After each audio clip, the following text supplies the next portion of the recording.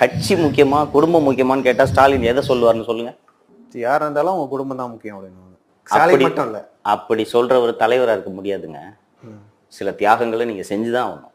யார் அப்படி சொல்லுவாங்க நீங்க சொல்லுங்க. எனக்கு குடும்பத்தை காட்டிலும் கட்சி தான் முக்கியம் அப்படின்னு சொல்லி யார்? எங்கிருந்தோ வந்தான் இடைச்சாதி நான் என்றான், எங்கிருந்தோ வந்தான் இடைச்சாதி நான் என்றான், இங்கிவனை யான் பெறவே என்ன தவம் செய்து விட்டேன், இங்கிவனை யான் பெறவே என்ன தவம் செய்து விட்டேன், கண்ணன் எங்கிருந்தோ வந்தான்.